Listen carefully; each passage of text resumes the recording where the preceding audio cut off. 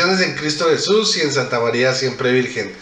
Les habla Rodrigo Andrés Calvo, politólogo, biblista, apologeta católico y miembro del movimiento Juan 23. El día de hoy les tengo un tema importante, sabroso, interesante y que toca nuestra realidad, el relativismo. ¿Por qué digo que toca nuestra realidad? Porque el relativismo es un fenómeno maléfico que ha estado tomando ventaja a través de los siglos y ya hoy en día estamos invadidos de relativismo. Quiero comentarles a este respecto que hace 2-3 años haciendo la especialización realizaron la especialización en Sagrada Escritura y Educación que realicé en Unicatólica. Realizaron un congreso internacional de Biblia. Bueno, un congreso que en realidad no tenía nada de Biblia, no presentaron nada de Biblia, pero hablaron de cosas supremamente extrañas. Una de ellas es, y se los voy a mostrar aquí, vamos a ampliar un poquito, esta frase: la única verdad absoluta es que no existen verdades absolutas, todo es relativo. Nos quisieron enseñar esto. ¿Por qué? Para derribar, por ejemplo, hablar de que no tenemos que predicar a Jesús, sino dejarnos evangelizar por los indígenas, por los musulmanes, aprender de ellos, pero no enseñarles nada, porque la iglesia está en deuda con ellos, seguramente, según ellos, ¿no? Según pues estos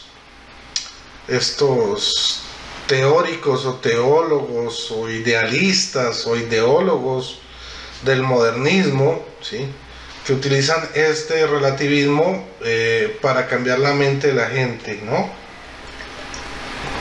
De hecho, el relativismo es una herramienta eficaz para cambiar la mentalidad y el sentir, los valores de las personas, ¿sí?, y de paso pues destruir todo el sistema de valores tradicionales que se han manejado a través de los siglos en las sociedades, ¿no?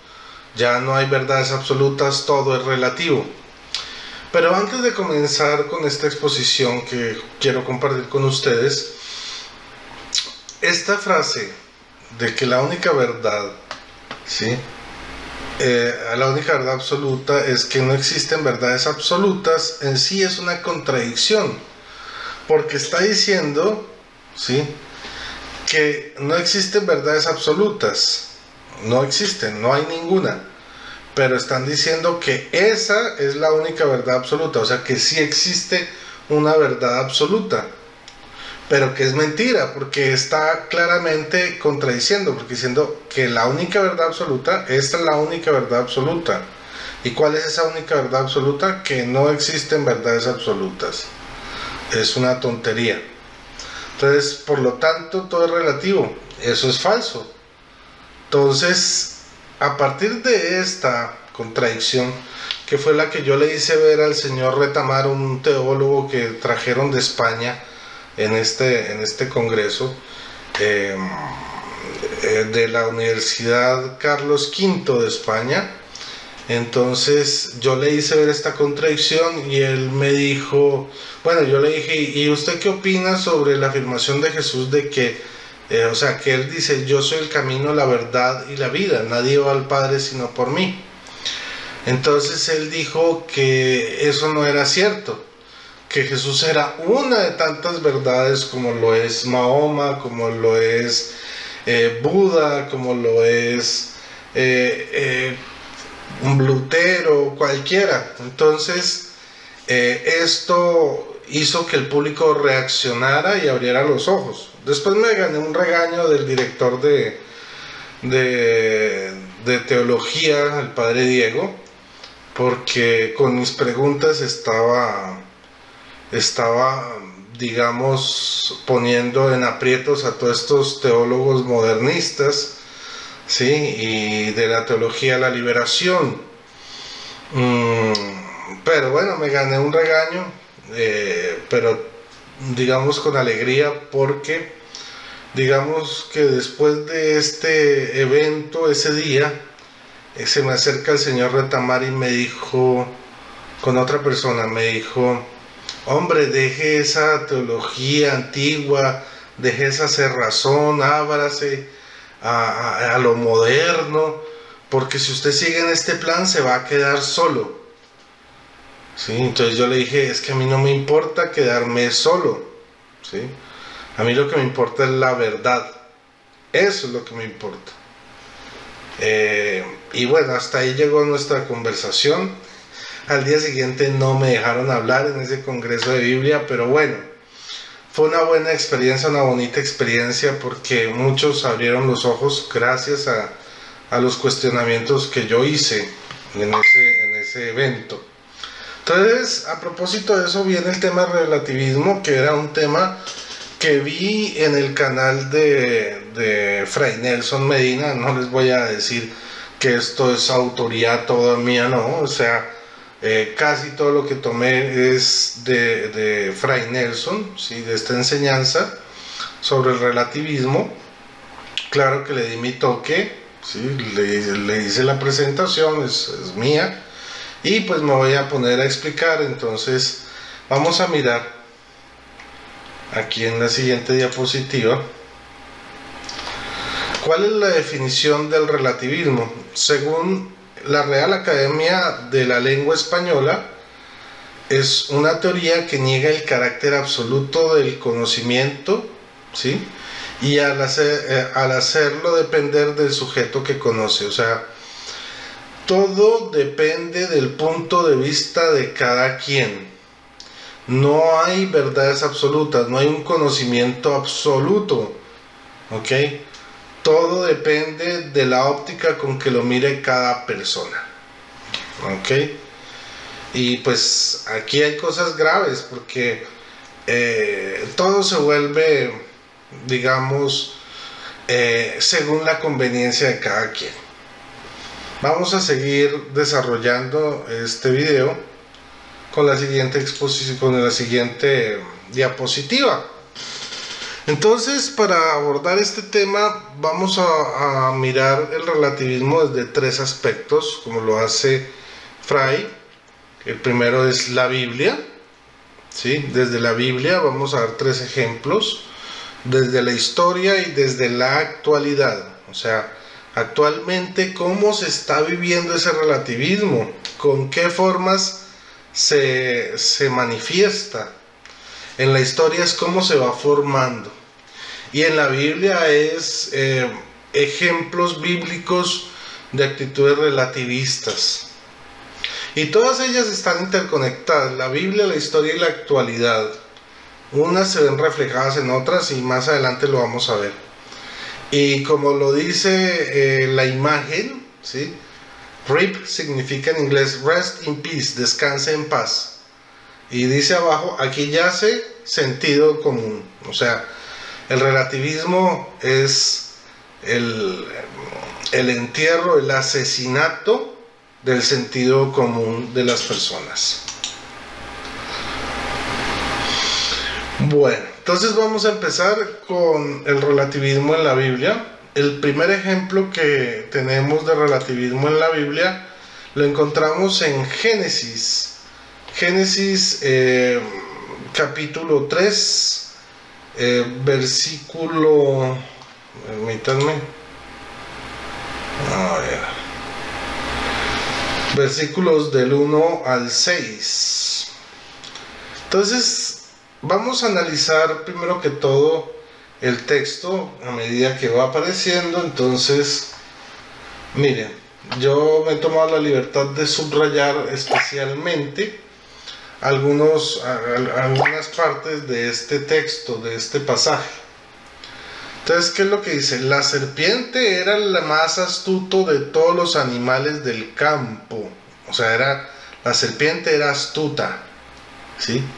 Que el Señor Dios, ¿quién es la serpiente antigua? Satanás, el diablo. Dice, de todos los animales del campo que el Señor Dios había hecho. Y dijo la mujer, así que Dios les ordenó que no comieran de ningún árbol del jardín.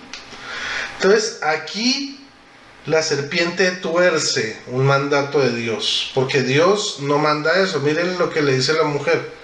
La mujer le respondió: no podemos comer de los frutos de todos los árboles del jardín, pero respecto al árbol que está en el medio del jardín, Dios nos ha dicho: no coman de él ni lo toquen, porque lo contrario quedarán sujetos a la muerte. Aquí hay un error, porque la mujer no escuchó el mandato de Dios. Cuando Dios da ese mandato, se lo da a Adán. Ella no había sido creada aún a partir de la costilla de Adán. Y entonces, ¿cuál fue el mandato de Dios en realidad? Que no podían comer, o sea, podían comer de todos los árboles, incluso el que estaba en medio del jardín. ¿Cuál era el que estaba en medio del jardín? El árbol de la vida, que representa a Jesucristo. Pero les prohíbe comer de otro árbol que se llama el árbol de la ciencia del conocimiento del bien y del mal. Entonces aquí Eva ya cae en la confusión de la serpiente, ¿sí? Y dice que no coman del árbol que está en medio del jardín, o sea, del árbol de la vida, que es Jesucristo. Dice: Dios nos ha dicho: no coman de él ni toquen, porque de lo contrario quedarán sujetos a la muerte. O sea que aquí ya la mujer también, digamos, tuerce de pronto por ignorancia el mandato de Dios y abre la posibilidad para comer no del árbol de la vida, sino del árbol de la ciencia del conocimiento del bien y del mal. La serpiente dijo a la mujer, ojo lo que le dice la mujer: no morirán. Dios sabe muy bien que cuando ustedes coman de este árbol, se les abrirán los ojos y serán como dioses, conocedores del bien y del mal. Entonces, ¿cuál es la propuesta de la serpiente? Que nosotros seamos dioses, nuestros propios dioses, tengamos autonomía. ¿Qué significa autonomía? Autonomía viene de dos palabras que vienen del griego: autos, que significa sí mismo o mí mismo, de yo, propio, ¿sí? Y nomos, que es ley. Entonces, el que hace sus propias leyes, ¿sí? Yo hago mis propias leyes. Solo sigo mi propia ley. Entonces, la invitación de la serpiente es desobedecer a Dios, ignorarlo, para convertirnos en nuestros propios dioses, ser autónomos, independientes de Dios. Dice: cuando la mujer vio que el árbol era apetitoso para comer, agradable a la vista y deseable para adquirir, o sea, lo deseaba ser como Dios, conocedores del bien y del mal, para adquirir discernimiento, y deseable para adquirir discernimiento, tomó de su fruto, comió y luego se lo dio a su marido que estaba con ella, y él también comió. ¿Y qué fue lo que sucedió? La serpiente les dijo una verdad a medias. Una verdad a medias es una mentira completa. ¿Por qué? Porque cuando comieron del fruto se dieron cuenta que estaban desnudos y sintieron vergüenza. O sea, conocieron no solo el bien, que era lo que conocían, solo conocían el bien, estaban en estado de inocencia en el paraíso, pero empezaron a conocer el mal. Se dieron cuenta que estaban desnudos y sintieron vergüenza. Entonces, esta es la primera propuesta, la propuesta bíblica, o bueno, digamos el ejemplo bíblico de relativismo. Omito a Dios y hago mi propia ley para ser yo mi propio Dios. Segundo ejemplo, tenemos interpretar a Dios a nuestra manera. O sea, sí, claro, Dios me ha dado un mandato, ¿sí? Pero no lo hago como Él me lo manda, sino que yo tengo la capacidad de interpretarlo a mi antojo, según yo lo desee. Entonces, en este ejemplo tenemos al rey Saúl, ¿ya? Y esto tiene un matiz muy peligroso, ¿sí? ¿Por qué? ah, porque, digamos, podemos torcer la ley y podemos hacer las cosas según la conveniencia propia. ¿En qué sentido? Hoy en día, y lo decía Fray, una mujer que está embarazada, si quiere tener al hijo, ¿qué es lo que dice? Tengo un hijo en mi vientre. Pero si ese hijo que tiene en su vientre no lo desea, ¿sí? ¿Qué dice? No, eso no es un hijo, eso no es una persona, es un manojo de células. ¿Con qué fin? Para poderlo abortar. Entonces, cuando conviene es el hijo, y cuando no conviene es un grupo o un grupúsculo de células, nada más. ¿Ya? Entonces vamos a mirar el ejemplo del rey Saúl. El rey Saúl, entonces, relativiza el mandato divino a su acomodo. Obedezco solo lo que me conviene, interpreto la ley a mi manera, obedezco, pero a mi manera. Entonces, miramos el ejemplo en 1 Samuel capítulo 15, ¿sí? Empezamos con el versículo 3, luego pasamos al 9, y dice, miren lo que les manda Dios a Saúl, al rey Saúl, y se lo dice a través del profeta Samuel. Dice, ahora ve y derrota a Amalek, conságralo al exterminio, o sea, mátalo con todo lo que posee, o sea, acaba con todo lo que tiene y no lo perdones. Mata a hombres y mujeres, niños y pequeños, vacas y ovejas, camellos y asnos. Dios le da una orden, acabar con este rey porque era absolutamente impío, ¿ya? Pero, ¿qué fue lo que hizo en cambio nuestro personaje llamado el rey Saúl? En el versículo 9 dice, pero Saúl y el pueblo perdonaron la vida de Agag, ¿sí? Y a lo mejor del ganado mayor y menor, a los animales cebados, a los corderos y a todo lo que había de bueno, y no quisieron consagrarlos al exterminio. Exterminaban en cambio todo lo que era despreciable y sin valor. Entonces Dios le dice, maten o acaben con todo, porque acabando con todo me lo están consagrando a mí. ¿Y qué hace el rey Saúl? No.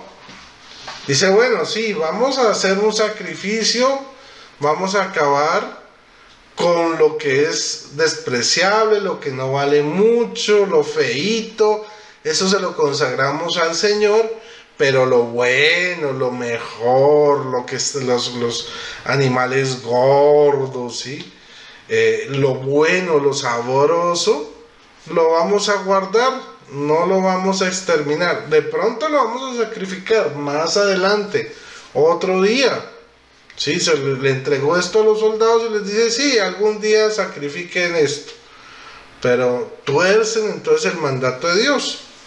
Y entonces, ¿qué pasa? En el mismo capítulo vemos, ya en el versículo 18 al 23, que aparece el profeta Samuel y le dice, él te mandó a hacer una expedición y le dijo, ve y consagra al exterminio a esos pecadores, los amalecitas, combátelos hasta acabar con ellos.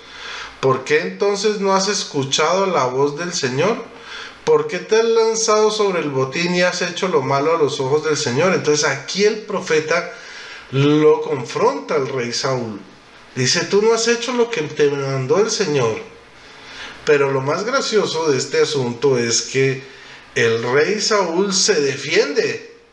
Y él dice, no, yo sí obedecí al Señor. Tiene el descaro, la sinvergüenzura, decirle que él sí obedeció al Señor. Y miren lo que él responde. Saúl le replicó, yo escuché la voz del Señor. O sea, dice, no, yo sí lo escuché. Hice la expedición que él me había encomendado. O sea, yo fui a la guerra como él me mandó. Traje a Agag, rey de Amalek. Consagré al exterminio a los amalecitas. O sea, él mató a amalecitas, ¿sí? Se trajo a Agag, rey de Amalek, cosa que no debía hacer, No, Dios no le mandó eso, sino consagrarlo al exterminio. Extermina a los amalecitas y el pueblo tomó del botín ovejas y vacas, lo mejor de lo destinado al exterminio, para ofrecer sacrificios al Señor tu Dios en Gigal, o en Wigal, como quieran decirle. Entonces miren aquí cómo él se excusa y dice, no, sí, yo maté, yo fui a la guerra, maté lo que él me pidió, pero lo bueno lo guardamos, pero para sacrificarlo después, no allá, no en Amalek, sino en Gijal. Cuando lleguemos allá vamos a matarlos, no te preocupes.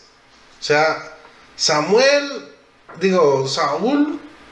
coge el mandato de Dios y lo tuerce a su conveniencia. Miren lo que dice: Samuel respondió, ¿qué quiere el Señor? ¿Holocaustos y sacrificios o quiere que se obedezca a su voz? La obediencia vale más que el sacrificio. Ojo, le dice Samuel, la obediencia vale más que el sacrificio, la docilidad más que la grasa de carneros. Como pecado de hechicería es la rebeldía. La rebeldía es como el pecado de hechicería, así de grave. Como crimen de idolatría es la contumacia, o contumacia. Porque tú has rechazado la palabra del Señor, Él te ha rechazado a ti para que no seas rey. Bueno, y ahí comienza la historia de David, ustedes conocen. Pero entonces tenemos la primera propuesta, que es la propuesta de la serpiente, ¿no? Ser autónomos, ser nuestro propio Dios, dictar nuestras propias leyes, ¿sí? Luego viene la segunda propuesta, la segunda, ¿cómo se llama?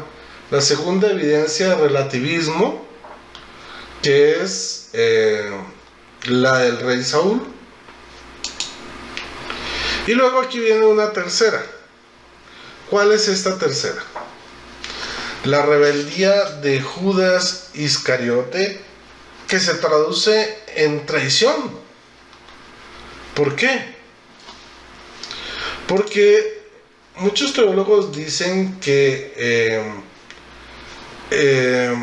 Judas Iscariote pudo pertenecer a un grupo que se llamaban los celotes. Los celotes eran una especie de movimiento judío de carácter guerrillero que pretendía implantar el servicio perdón, aquí se me fue, voy a volverlo un segundo,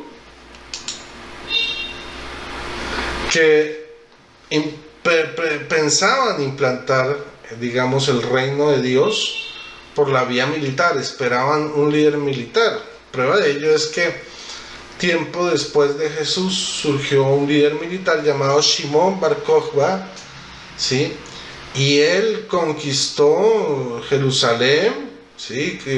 Y sacó de Israel a los romanos. Reinó durante un año, sacaron monedas de él, de Shimón Bar Kokhba, lo proclamaron Mesías.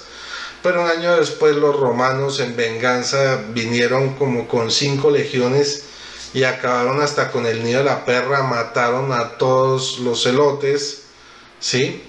Pero entonces, volviendo al tema, Judas Iscariote era de esos que esperaba el reino de los cielos en la tierra, o el reino, o el Mesías militar que los iba a liberar de los romanos.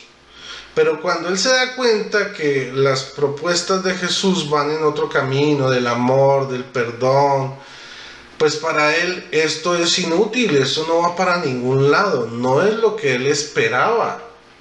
Esa no es la respuesta que él esperaba de Dios. Entonces, ¿qué es lo que dice o qué es lo que piensa Judas? Mis ideas son mejores que las de Dios, ¿sí? Dios tiene una idea del reino, de su reino, que es paz, amor, perdón, reconciliación, restauración, ayudar al pobre, al necesitado, a la viuda, al huérfano, sí, pero no, a Judas eso no le interesa. Él maneja el dinero, tiene su mentalidad al estilo macabeo, que los macabeos fueron jueces militares, sí, que lucharon por la independencia de Israel. Y tenemos en nuestras Biblias para eso pues el libro de los Macabeos, el primero y el segundo libro de los Macabeos, ¿sí? Y entonces la propuesta de Judas es: mis ideas o mi idea es mejor que la de Dios. Esto es relativo, ¿sí? Relativizar. O sea, yo no obedezco lo que Dios quiere, porque mi idea, lo que yo quiero, lo que yo tengo en mi cabeza es aún mejor que lo que Dios me propone. Y entonces, cuando yo hago esto, el plan de Dios en mi vida no se realiza, sino que se deforma, se desfigura por algo que es mi ego, mi propia voluntad. Y si miramos entonces Lucas capítulo 22, encontramos estos textos, donde en el versículo 3 dice: entonces Satanás entró en Judas, llamado Iscariote, que era uno de los 12. O sea, Satanás hace su presencia ahí, como lo hizo en la creación frente a Adán y Eva. Y el versículo 6 nos dice: Judas aceptó. ¿Qué aceptó? El negocio con los maestros de la ley, con el Sanedrín, para entregar a Jesús. ¿Y por qué? Porque él creyó que si Jesús se encontraba en peligro, si era entregado al Sanedrín, Jesús iba a reaccionar, y los que lo seguían iban a reaccionar e iban a tomar las armas e iba, digamos, por fin a realizarse, o Jesús iba a abrir los ojos y se iba a realizar el reino de Dios como lo esperaba Judas, no como Jesús lo planteaba. Entonces dice Judas aceptó y buscaba una ocasión propicia para entregarlos y que se enterara el pueblo. Luego vamos aquí mismo en el capítulo 2, en los versículos 47 y 48. Y estaba Jesús con sus discípulos cuando dice, todavía estaba Jesús hablando, cuando llegó una multitud encabezada por el que se llamaba Judas, uno de los 12. Este se acercó a Jesús para besarlo. O sea, él lo besa. ¿Por qué? Como señal. Pero también para supuestamente demostrar que lo que él estaba haciendo era por amor a Jesús, para que él se diera cuenta y abriera los ojos. Jesús le dijo: Judas, ¿con un beso entregas al Hijo del Hombre? Entonces, cuando creemos que nuestras ideas, que nuestros planes son mejores que los de Dios, estamos negando a Cristo, lo estamos entregando. ¿Para qué?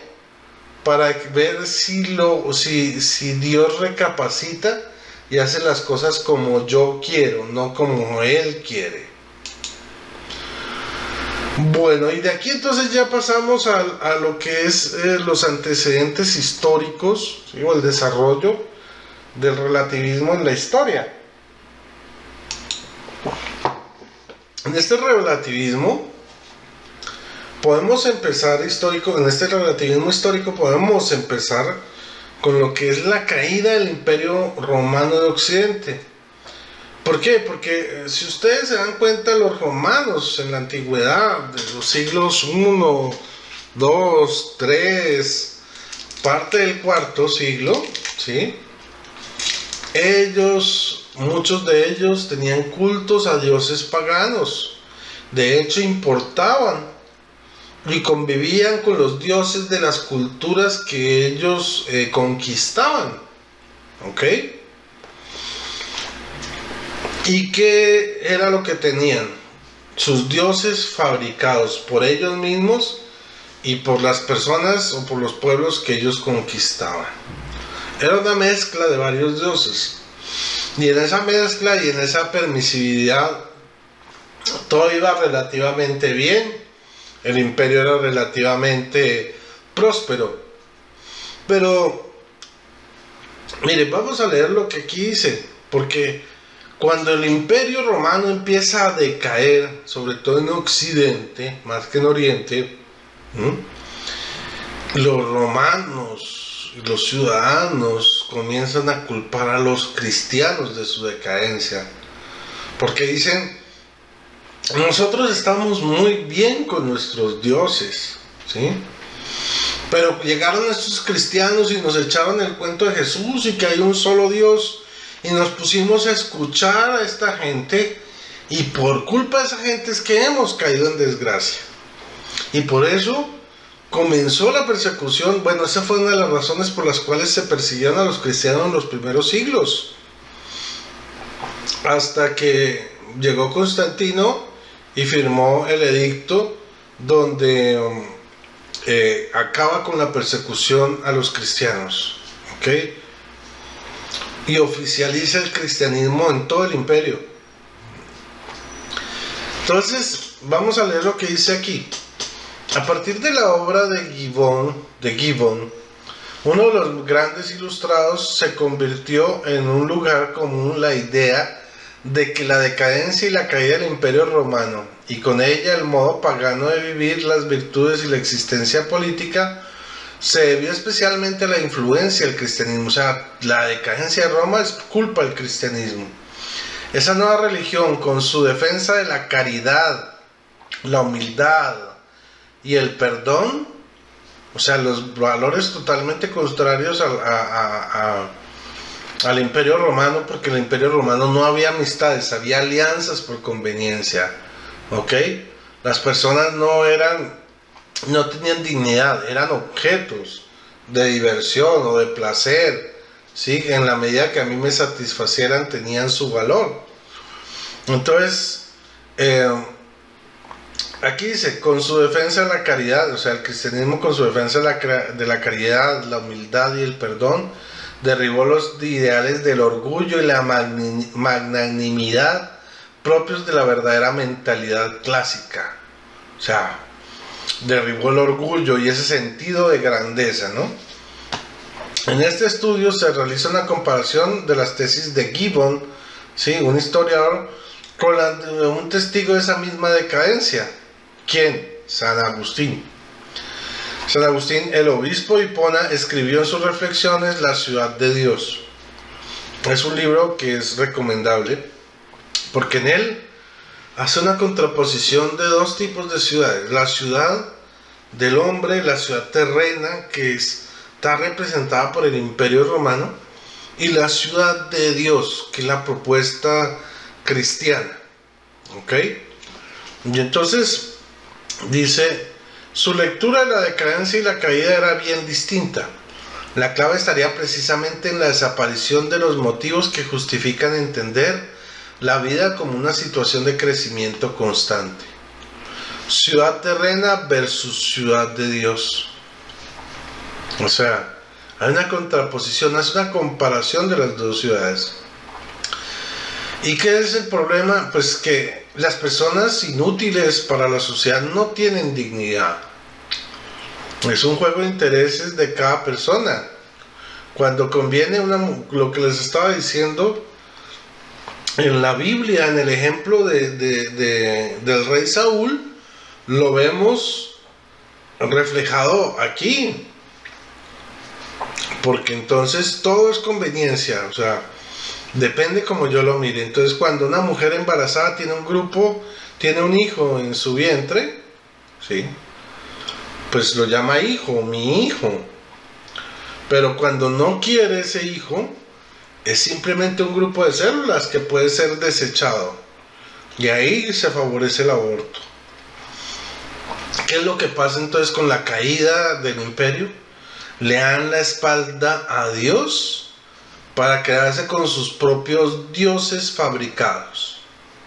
El Imperio Romano de Occidente, eso era lo que quería cuando le echaba la culpa a los cristianos: volver a sus dioses fabricados, ¿sí?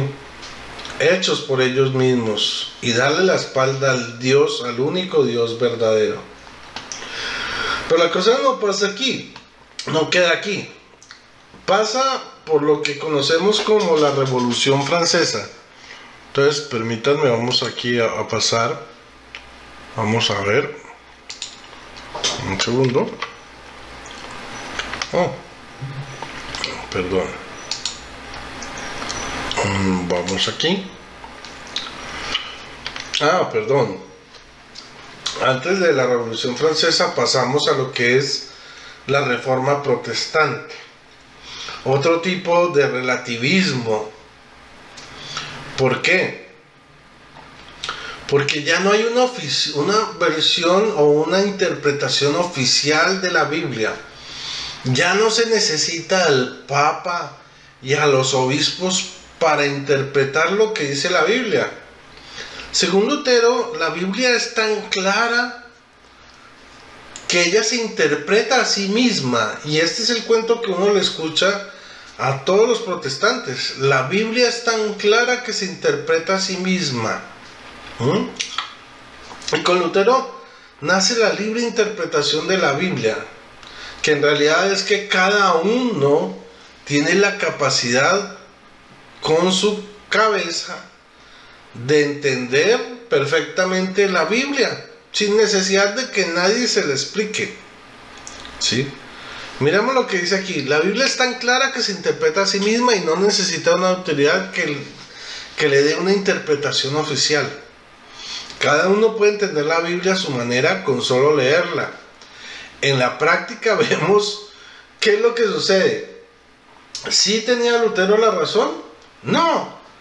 ¿Por qué? Hoy en día existen más de 100,000 denominaciones protestantes y todas dicen entender perfectamente la Biblia, todas dicen tener la verdad absoluta, pero cogiendo la misma Biblia, cada una de esas 100,000 interpreta distintamente o entiende distintamente la Biblia. Ejemplos. Unos creen que María fue virgen, otros creen que María no fue virgen. Unos creen que Jesús es Dios, otros dicen no, Jesús es el Hijo de Dios, pero no es Dios. Otros, como los testigos de Jehová, dicen no, o como los adventistas, Jesús no es Dios, sino es el arcángel Miguel en persona.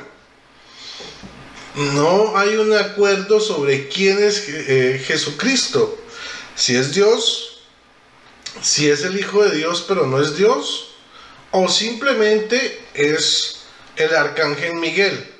Otros dicen que es un Dios menor que el Padre. ¿Ok? Ese es un ejemplo. Otros creen lo mismo que la iglesia cristiana antigua en el paidobautismo, o sea, el bautismo de niños, de infantes, y el bautismo de la familia completa. Otros posteriores que conocemos o llamamos anabaptistas comienzan a decir no, el bautismo es solo para adultos. Unos dicen que el bautismo es necesario para la salvación, otros dicen que no es necesario, que simplemente es un paso de obediencia, dicen otros. ¿Sí? Entonces, y otros dicen no, hay que bautizarlos en un río. Otros dicen no, hay que bautizarlos en un estanque o una piscina.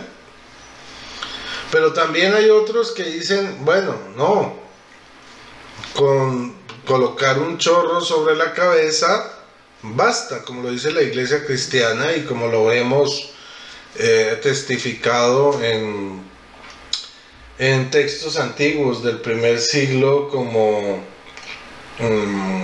se me olvida el nombre de este momento, del primer catecismo de la iglesia católica.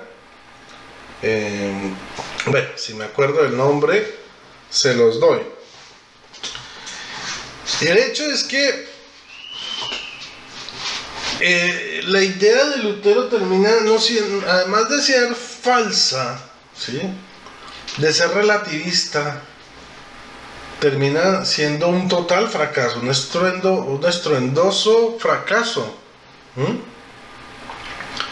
Y en vez de estar unidos, porque Lutero y Calvino proponen 5 principios para unir todo el protestantismo, lo que se llaman las 5 solas y la libre interpretación de la Biblia. Pero lo más gracioso es que, además de eso, cada denominación protestante entiende de manera distinta las 5 solas, ¿sí? Entonces, por ejemplo, una de las solas es la sola gracia, salvos por solo la gracia. Pero para unos, la salvación no se pierde. O sea, yo soy salvo, siempre salvo. Y no importa lo que haga, yo ya estoy predestinado a ser salvo. Claro, yo puedo matar, robar, mentir y ser salvo. Esto se llama hipercalvinismo. El calvinismo dice, no, yo soy salvo, pero siempre salvo, pero debo intentar hacer el bien en la medida de lo posible, pero igual yo ya soy salvo, no importa lo que haga. Eso es calvinismo. Otros dicen, no, yo puedo perder la salvación, como lo dice la iglesia cristiana, ¿ok? Yo puedo perder la salvación, lo enseña Pablo, lo enseña Jesús. Les dice Jesús, vienen a Jesús y dicen, nosotros hicimos milagros, predicamos en tu nombre, ¿sí? ¿Y qué les dice Jesús? Apártense de mí, no los conozco, hacedores de maldad. Entonces Jesús no les estaba diciendo, ustedes son salvos, siempre salvos. Ustedes sí, me predicaron, hicieron milagros en mi nombre, pero fueron malos. Entonces no pueden ser salvos, siempre salvos, pierden la salvación. De hecho, en otra parte, que creo que es Mateo 25, nos habla digamos, las obras de misericordia. Tuve hambre y me diste de comer, tuve sed y me diste de beber, estuve preso y me visitaste, estuve enfermo, sí, y me curaste. Bueno,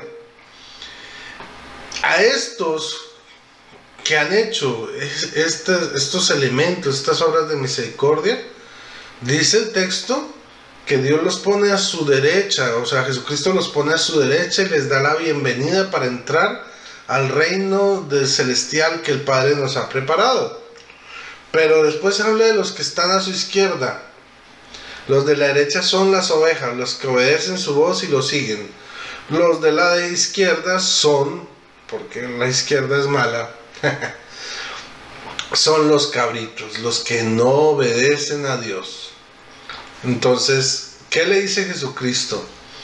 Tuve hambre y no me dieron de comer, tuve sed y no me dieron de beber, estuve en la cárcel y no me visitasteis, estuve desnudo y no me vestisteis. Entonces ellos dicen, pero ¿cuándo estuviste en esa situación y no hicimos nada? Y Jesús les responde, cada vez que no hicieron eso con uno de los más pequeños, o sea, del pobre, del huérfano, de la viuda, ¿sí? Cada vez que no lo hicieron con ellos, lo dejaron de hacer conmigo. ¿Y qué pasa? Dice que a ellos les tiene preparados el fuego eterno del infierno, ¿ok? Entonces vemos cómo en el protestantismo, usando la misma Biblia, que generalmente en español es la Reina Valera en varias de sus presentaciones, pero muchos prefieren la 1960, usan la misma Biblia, pero la entienden de maneras completamente distintas y no se ponen de acuerdo en absolutamente nada, ni siquiera en las 5 solas, que supuestamente son el único fundamento que ahí medio los pega a todos con babas. Como les digo, con babas, porque cada una de las solas la entienden de manera, hasta la entienden de manera distinta. Entonces, en esta interpretación de la Reforma Protestante o en este relativismo protestante, se le da la espalda a la iglesia para quedarse solo con la Biblia. O sea, yo no necesito la iglesia, todo es relativo, me quedo solo con la Biblia, yo soy capaz de interpretarla solito, sin ayuda de nadie, sin que nadie me mande, sin que nadie me diga. Y aquí sí pasamos a la Revolución Francesa, que es la primacía de la racionalidad. Empieza en 1789. Se presentan dos movimientos, girondinos y jacobinos. Inicialmente es una revolución empezada por los burgueses, que van contra la monarquía y contra la iglesia. Sin embargo, mucha parte del pueblo, que creo que era representada por los jacobinos, también se rebelan, acogen esta idea, pero se vuelven una vertiente distinta. ¿Y qué sucede? Entre girondinos y jacobinos también terminan matándose, no terminan entendiéndose. ¿Y qué es lo que pasa? Que ellos dicen, no, aquí no necesitamos líderes, no necesitamos ni la Biblia tampoco. Lo que necesitamos es la razón. Yo solo creo lo que puedo ver y entender. Lo otro es puro mito, puro cuento. Y en este sentido Kant, ¿sí?, tiene una frase que dice, hemos llegado a la mayoría de edad, o sea, somos capaces de pensar por nosotros mismos. Ya no necesitamos de maestros ni guías. Cada uno puede pensar con su propia cabeza, ¿sí? Cada uno tiene su propia opinión. Entonces, ¿qué es lo que pasa aquí? En la Reforma Protestante se le da la espalda, o bueno, volvamos. En el Imperio Romano se le da la espalda a Dios para quedarse con sus propios dioses. Ese es mi relativismo, mis propios dioses. Esos son los que me traen la fortuna. El Dios verdadero me trae solo desgracias. Luego evolucionan o involucionan, para ser más exacto, en la Reforma Protestante, donde ya se le da no solo la espalda a Dios, sino a la iglesia, ¿sí?, que Dios establece para quedarse solo con la Biblia. O sea, no necesito la iglesia de Cristo, la Biblia es suficiente. Y luego viene la Revolución Francesa, donde dicen, no necesitamos la Biblia, eso es puro cuento. Lo que importa es la ciencia, la razón. Y vamos a ver cuál es el contexto de esta Revolución Francesa. Esto ya lo acuño, que es es distinto a lo que Frey expresó. Entonces, empieza el racionalismo, que es una corriente filosófica que dice que ha dominado gran parte de la cultura europea en sus manifestaciones filosóficas, políticas, pedagógicas, historiográficas y literarias. Es una época de paz en Europa y de expansión colonial en África y Asia. O sea, empieza a darse todos los elementos para comenzar algo llamado la Revolución Industrial, que nace en Inglaterra.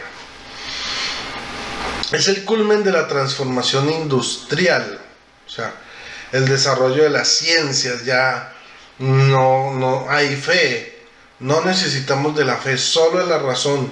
Y la razón está representada, se plasma solo en las ciencias, en lo que yo pueda comprobar, en lo que yo pueda medir, en lo que yo pueda calcular. Entonces, aplicación de la manufactura mecánica, el libre mercado, la medicina, ¿sí?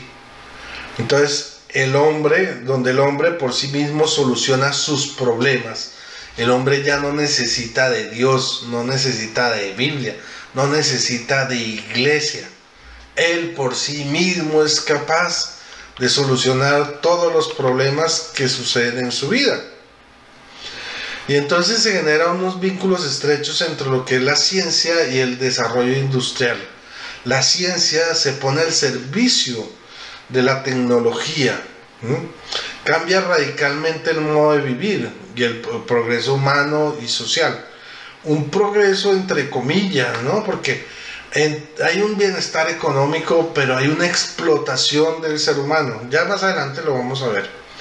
Entonces, hay avances en matemáticas, en geometría, en física, en química, medicina experimental, microbiología con Pasteur, en Francia, la teoría evolutiva de Darwin, ya la teoría de las especies, de la evolución de las especies de Darwin, que hoy en día está muy cuestionada, ¿no? Porque hoy en día ya no hablamos desde lo que Darwin mostraba como la evolución al estilo paleontológico, o sea, a partir de los restos él trataba de decir quién provenía de qué, o sea, qué animales iban evolucionando y cómo iban evolucionando a partir de hallazgos de huesos de animales extintos.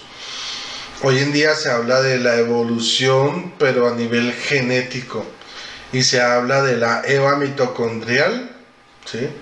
Y del Adán cromosomático Y, XY o Y, bueno, algo así. Entonces, en este periodo también se presenta la estabilidad política sustancial, el progreso de industrialización, los avances de la ciencia, y entonces todo esto se vuelven los pilares de la sociedad y de la cultura. Pero a su vez también aparecen los grandes males, que son los desequilibrios sociales, la brecha entre ricos y pobres, la conquista de los mercados, las miserias del proletariado. El proletario es el obrero, la persona que por el dueño de la industria es explotado, ¿no? Y la explotación del trabajador, ¿sí? Y esto será diagnosticado por el marxismo, que ya lo veremos más adelante, que es parte del relativismo anarquista. Entonces, un ejemplo muy bueno de esta explotación del proletariado lo encontramos en una película de Charles Chaplin que se llama Tiempos Modernos. Yo se la recomiendo y se encuentra en YouTube. Busquen Tiempos Modernos de Charles Chaplin en español. Y ahí está la película completa. Les invito a verlas para entender, porque esa es una película, digamos, la película más icónica de Charles Chaplin, donde él hace una crítica precisamente al capitalismo industrial, al capitalismo salvaje, ¿ya? Y tiene más importancia la máquina que la persona. Entonces, esta película plasma muy bien lo que sucede, y de hecho eso le costó, a él le tocó irse de su país, ¿sí? Estar exiliado porque fue acusado de comunista a partir de esta película.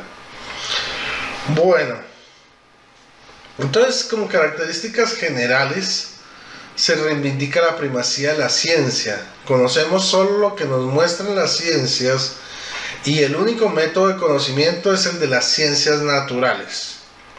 O sea, aquí ya se exalta lo que es el método científico.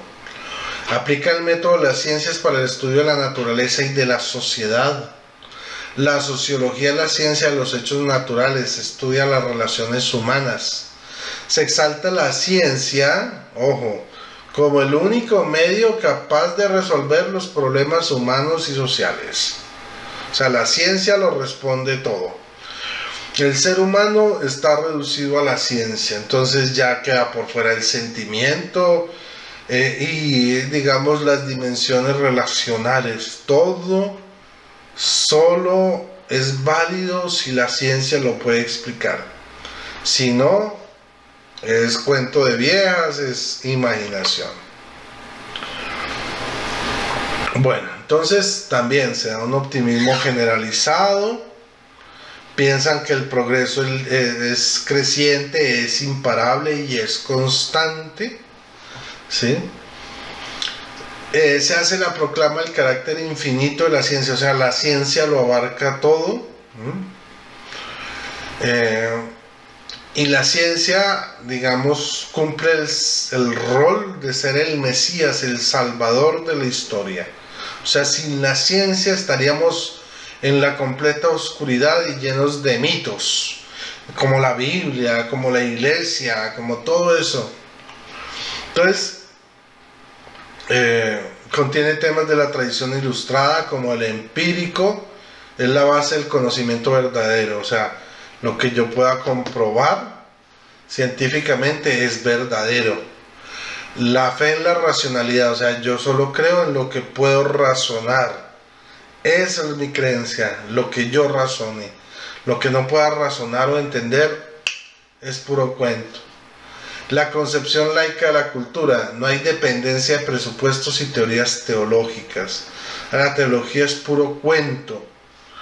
Esos son cuentos sobre Dios, un Dios que no sabemos si existe o no, porque la ciencia no lo puede medir, no lo puedo ver, ¿sí? No lo puedo palpar, entonces dudamos que Dios exista. Confianza crítica en la estabilidad y en el conocimiento sin obstáculos de la ciencia. O sea, la ciencia se vuelve suficiente y reductiva, esto se aplica ya a la interpretación marxista, ¿sí?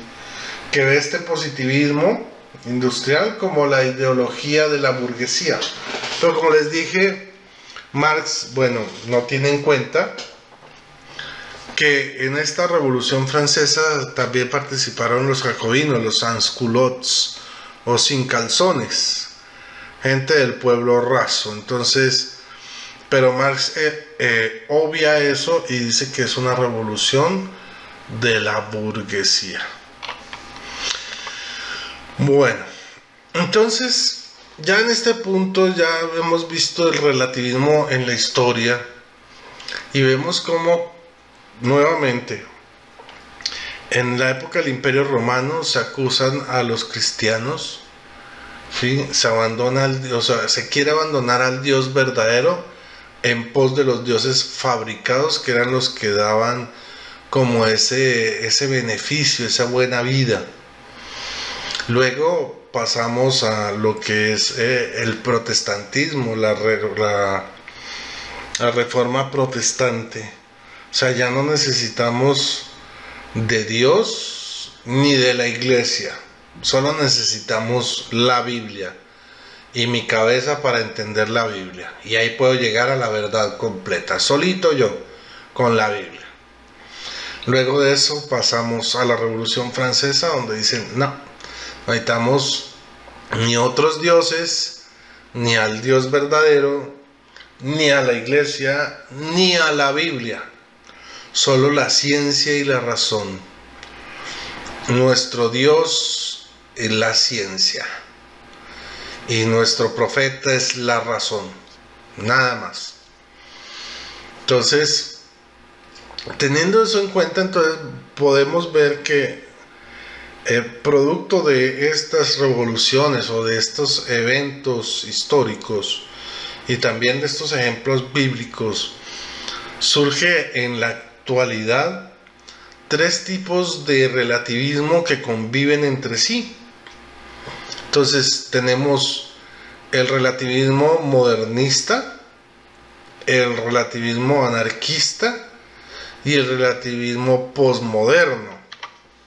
¿En qué consisten estos tres relativismos? Bueno, vamos a mirar. El relativismo modernista surge en la primera mitad del siglo XIX, o sea, por ahí, por 1800 a 1850, diga usted. ¿Y qué pasa entonces en este relativismo modernista? Se exalta la racionalidad. Si cada persona piensa, perdón por aquí que me escribí mal, puse piensa, dice, si cada persona piensa por sí misma, cada uno encontrará la verdad. O sea, con mi propio cerebro, por mi propia razón, yo puedo encontrar la verdad.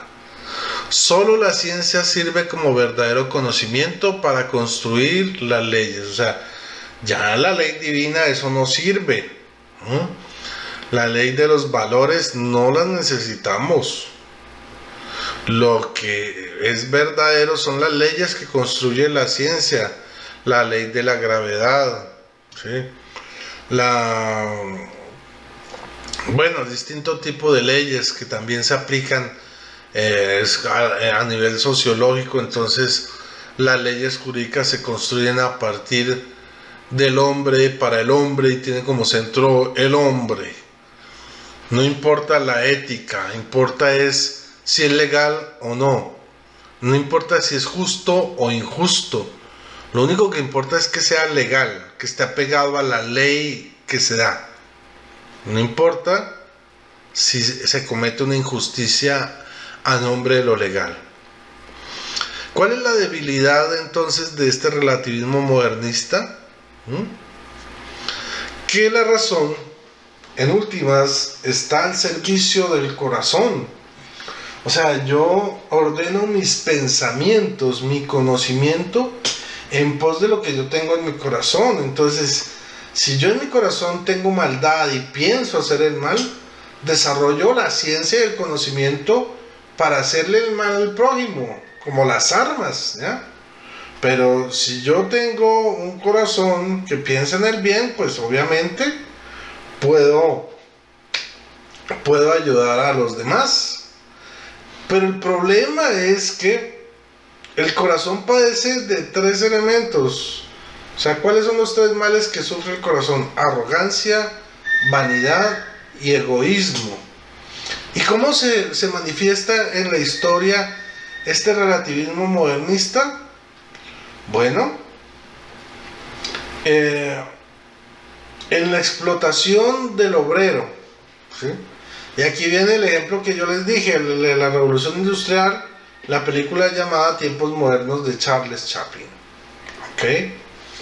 Entonces, la presencia actual de este relativismo la vemos en la idolatría del conocimiento científico y tecnológico como único conocimiento válido. O sea, yo solo creo lo que dice la ciencia y lo que trae la tecnología. Eso es lo único que vale. A mí no me vengan a hablar de Dios, de fe, no. Solo ciencia. ¿Y cuál es el problema de la ciencia? Que la ciencia se vive reevaluando. Cuando yo era niño me enseñaron que los planetas del sistema solar eran 9. Luego después descubrieron que había, además de los 9 planetas, había otros planetas chiquitos o planetas enanos o planetoides que llaman. Entonces ya y Plutón salió de la lista de los planetas y comenzó a ser parte de la lista de los planetas enanos, con otros planetas que se descubrieron después, otros planetoides. Entonces ya el sistema solar ya no tenía 9 planetas sino 8, y como 3 o 4 planetas enanos, y cada uno con sus lunas, ¿ya?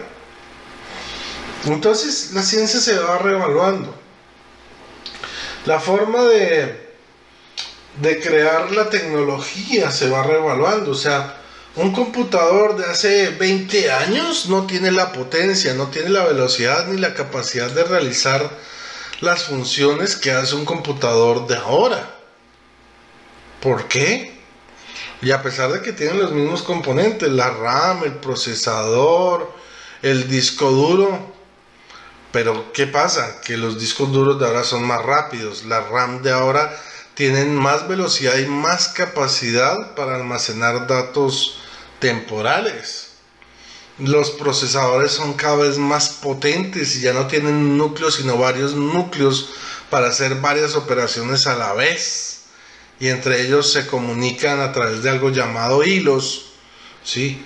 Para ser aún más eficientes. Ya no es un solo núcleo como era en la antigüedad, bueno, hace 20 años. Las velocidades de los procesadores. Antes hablábamos de procesadores de 33 MHz, de 66, de 100, de 166, de 200, de 266. Eso era la locura. Y luego se saltó a una era donde los procesadores llegaron a los 500, 550 megahertz. Y hoy en día, bueno, hace unos años los procesadores alcanzaban los 3000 megahertz de velocidad. De 33 a 3000 hay mucha diferencia. Y hoy en día los procesadores, hoy en 2022, alcanzan la velocidad de 5000 megahertz o más. Y son más chiquitos y consumen menos energía. Entonces miren cómo la ciencia no puede ser un patrón de verdad absoluta. ¿Sí? La verdad se relativiza en la ciencia, se reevalúa todo el tiempo. ¿Ok? Bueno.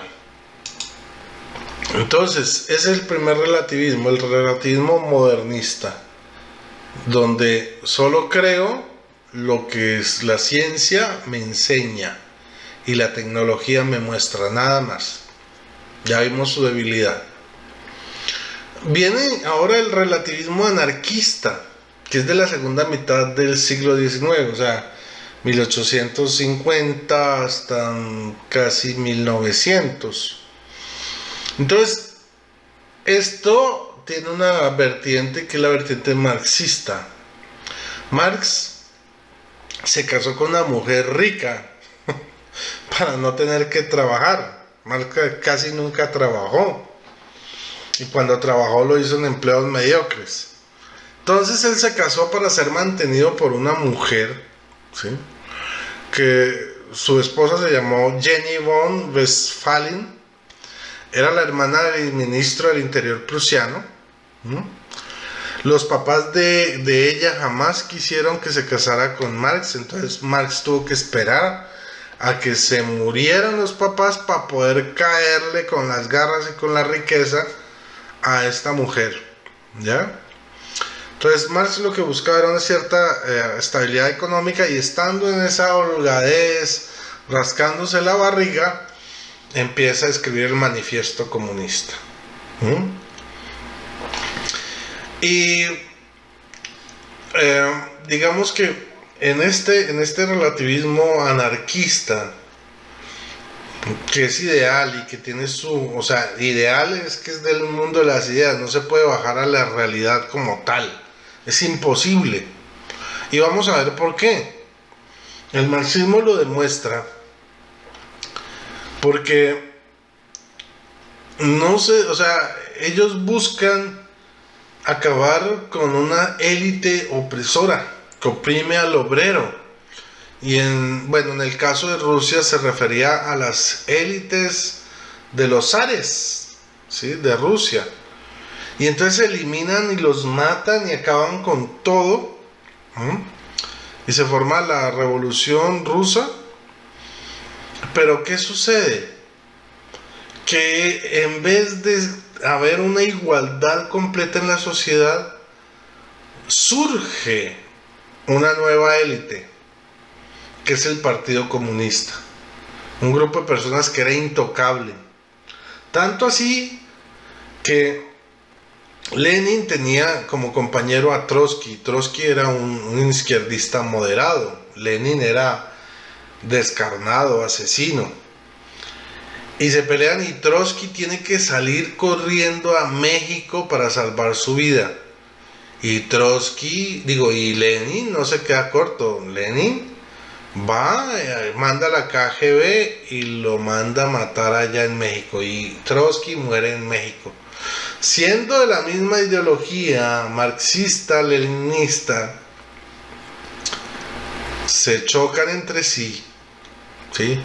Porque Trotsky, siendo de esa élite, tocó la élite del Partido Comunista, y a Lenin eso no le gustó y dio su ejemplo, matando a alguien de su propio partido, de su propia ideología, porque la nueva élite era intocable, la élite del partido, la élite disque del pueblo. No, era un nuevo régimen opresor, nada más.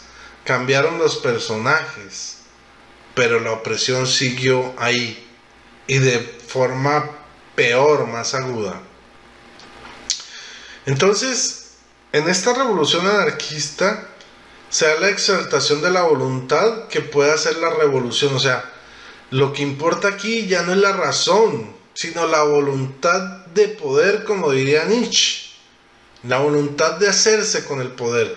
¿Para qué? Para generar una revolución. ¿Ok?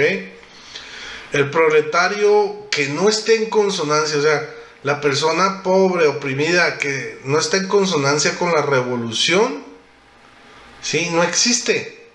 No existe, no sirve para nada. O sea, todo está en función de la revolución. Todo es un sistema donde los seres humanos son solo piezas de ese engranaje, de ese sistema monstruoso que es el comunismo, el anarquismo, el socialismo. Y Marx, como les había dicho, en su tremenda vagancia, mantenido por una mujer rica, escribe el manifiesto comunista y al final de su manifiesto dice: proletarios del mundo, únanse, no tienen nada para perder excepto sus cadenas. Pero perdieron mucho más al seguir estas ideologías. Perdieron perdieron su libertad, se reforzaron sus cadenas. Y encima de eso se les negó toda oportunidad de progresar. Porque al ser igual, el ser humano deja de competir, deja de tener un aliciente para poder ser mejor. ¿Ok? Entonces, ¿cuál es la debilidad de este relativismo anarquista? Que dice tumbar un régimen opresor, pero no se da cuenta que al tumbarlo está imponiendo otro nuevo régimen igual o peor de opresor. ¿Ok? Luego viene, por último, el relativismo posmoderno. El relativismo posmoderno viene del desencanto, ¿sí?, de la gente, de la modernidad, porque la modernidad oprimió, porque la ciencia no tuvo suficientes respuestas para solucionarlo todo. Y esta posmodernidad pues viene de la segunda mitad del siglo XX, 1950 hasta hoy, ¿sí? ¿Qué pasa con este posmodernismo? Pues que se resalta la subjetividad emocional, es una decepción, una desconfianza hacia la racional. O sea, no es lo que yo entienda, no es lo que yo pueda racionalizar lo que importa, sino lo que importa es mis emociones, cómo me siento. ¿Ok? Se vuelven las personas, lo que tenemos hoy, las generaciones de cristal que llaman, que con nada se deprimen o se suicidan porque les sacan la lengua o los miran feo o les dicen usted está feo, entonces van y lloran, se suicidan, se deprimen. Esas generaciones de cristal vienen de esto, del relativismo posmoderno. ¿Cuál es su falla profunda? La incoherencia. ¿Por qué? Porque por un lado son grupos como los feministas que apoyan el aborto, pero se preocupan por proteger las crías de otros animales. No vaya a matar el ternero. Cuiden los huevos de la tortuga que está en vías de extinción. Protejan a los animales en vías de extinción y permitan que se apareen para que tengan nuevas crías. Necesitamos que los animales se reproduzcan, pero el ser humano no. Al ser humano hay que abortarlo, hay que eliminarlo. Y si es anciano, como no presta ninguna utilidad a la sociedad, hay que deshacerse de él, hay que matarlo con la eutanasia. Entonces, ¿cuáles se vuelven las banderas de estos grupos posmodernos? El aborto y la eutanasia, el feminismo. O sea, es una incoherencia. El feminismo actual, posmoderno, exalta a la mujer a costa de ver al hombre como su opresor, como su enemigo. Y entonces se rompe esa coherencia que hay en la vida de pareja, el complemento de hombre y mujer. Ya el hombre y la mujer no se complementan, no, son enemigos por causa de, digamos, el neomarxismo. El marxismo se recicla, ya los proletarios del mundo, los obreros, ya no le paran bolas, los sindicatos a nivel de todo el mundo fracasan, porque los que se hacen ricos son los sindicalistas, no los sindicalizados, ¿ya? Entonces, la izquierda, para no quedarse desactualizada, comienza a mirar hacia otros grupos de interés, ¿sí? Como podrían ser los feministas, las feministas, por ejemplo, estos de Greenpeace, ¿sí? Los ecologistas, el cuento del ecologismo. Los indígenas, se idealiza a los indígenas, son seres puros de los cuales hay que aprender, la Pachamama, todo este tipo de cosas son productos de la posmodernidad, influenciados o que se reflejan a través del neomarxismo, ¿no? Entonces, la presencia del relativismo en la posmodernidad se concentra en grupos de interés cerrados. O sea, lo que importa son mis amigos y yo. Y el resto del mundo se puede ir al carajo, se puede podrir, se puede acabar, se pueden matar entre ellos, siempre y cuando no se metan con mis amigos y conmigo, que tenemos ciertos sentimientos.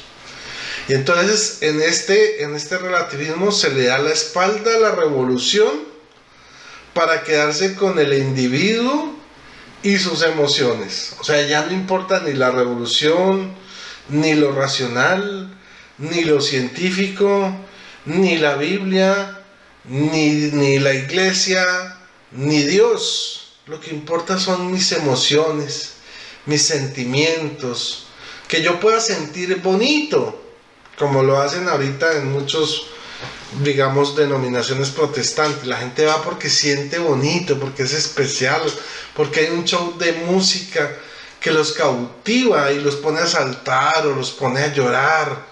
Es ese movimiento. Todo depende no de la realidad, sino de lo que yo sienta, de lo que me haga sentir, de mis emociones. Ahora, ante este problema encontramos que el relativismo como tal no es un fenómeno único y aislado, sino que es una serie de fenómenos, como hemos visto, que se van suplantando unos a otros. O sea, el relativismo tiene distintas caras y va, digamos, evolucionando, se va manifestando de distintas formas. Y esas formas se van combinando y las podemos ver en la actualidad. Entonces, para yo poder entender y liberarme del relativismo, lo primero que tengo que hacer es discernir e identificar frente a cuál relativismo me encuentro. Frente al relativismo neomarxista o marxista, ¿sí? O posmoderno. O nos encontramos frente al relativismo anarquista, que es el marxista. O nos encontramos frente al relativismo modernista. Lo que importa es la ciencia y la razón únicamente. Frente a ¿cuál de esos relativismos tenemos en nuestro ser? ¿Estamos contaminados de ese relativismo? Sí, identificarlos primero. Luego, entonces, realiza un autoexamen. ¿En qué sentido? ¿Somos auténticos y coherentes? O sea, ¿lo que predicamos va con lo que hacemos? Y si lo que somos como personas en esa coherencia, ¿somos coherentes para el bien o para el mal? Porque si somos coherentes para el mal, por ejemplo, los satanistas son coherentes con su satanismo, pues el mundo va a ir de cabeza al satanismo. Pero si somos coherentes con el bien, pues podemos evitar el mal y generar otro tipo de sociedad. Una sociedad que se funde en el bien, en los valores. Luego de eso, después de este autoexamen, tenemos que buscar formarnos. ¿Para qué? Para defender la coherencia, para defender nuestra fe, para defender nuestras creencias, para defender lo que ha sido milenariamente bueno en la sociedad. Entonces, cuando nos formamos, nos ubicamos mejor en el campo de lo social, la política y en cuanto al evangelio. O sea, nos damos cuenta cómo se aplica el evangelio de Jesucristo en la sociedad, en la política, en la economía.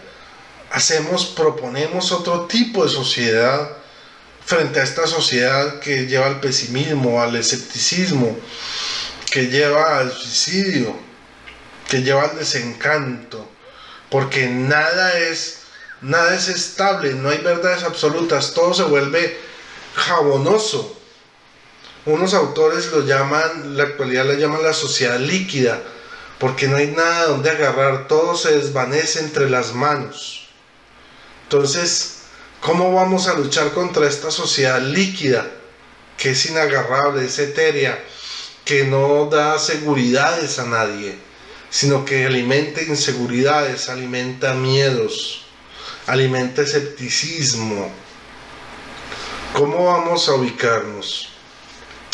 Y luego, una vez que estamos formados y ubicados, debemos coger ese evangelio, esta propuesta de valores, de revalorización, de volver a lo fundamental, a lo bueno, y lo debemos transmitir, ¿sí? Lo debemos compartir y lo debemos difundir. También educar a la gente en estos valores, en estas propuestas de volver a lo bueno, a lo santo, a lo perfecto, a lo estable, a las verdades absolutas, ¿ok? Dejar el relativismo atrás. Y entonces, todo esto, y Fray utiliza la palabra viralizar, que es una palabra, digamos, propia del internet. Hay que viralizar nuestros valores, hay que viralizar esta propuesta de volver los ojos a Dios, de volver los ojos a su iglesia, de volver los ojos a la interpretación correcta de la Biblia, de interpretación única, no la interpretación personal, la interpretación oficial de la Biblia. Volver a eso, volver a darle la cara a Dios, buscar a Dios, vivir a Dios, transmitir el reino de Jesucristo, el reino de Dios que Jesucristo vino a traer aquí en la tierra. Y entonces, ¿qué es lo que vamos a difundir, a viralizar? Lo que creemos en cuanto a lo valioso, lo auténtico y permanente a la sociedad. Eso es lo valioso, lo auténtico y lo permanente.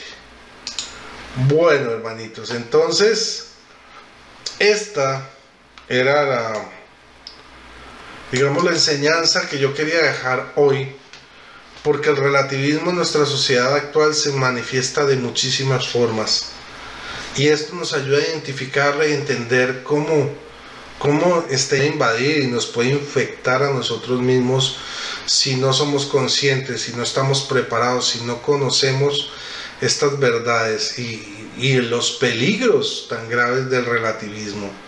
Si todo es relativo y nada es estable, no hay esperanzas, porque todo depende de quien lo mire y cómo lo sienta y cómo lo piense.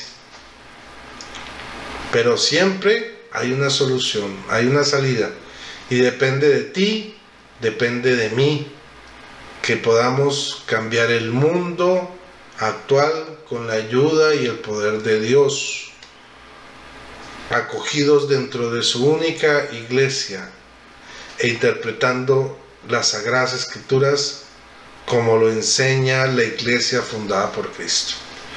Bueno, hermanitos, espero que les haya gustado este tema. Si les gustó, primero recuerden compartirlo, porque compartiendo también están evangelizando. En segundo lugar, darle like si les gustó, para que YouTube siga recomendando más este tipo de contenido. En tercero, invitarlos, si lo desean, a suscribirse a mi canal. Pueden activar la campanita de notificaciones para estar pendientes de todos los videos que salgan, ¿sí? Y no siendo más, les deseo muchas bendiciones. Feliz noche, feliz día, feliz tarde, dependiendo de la hora que me vean. Que el Señor les bendiga. María totus tus, y que viva Cristo Rey. Bye bye.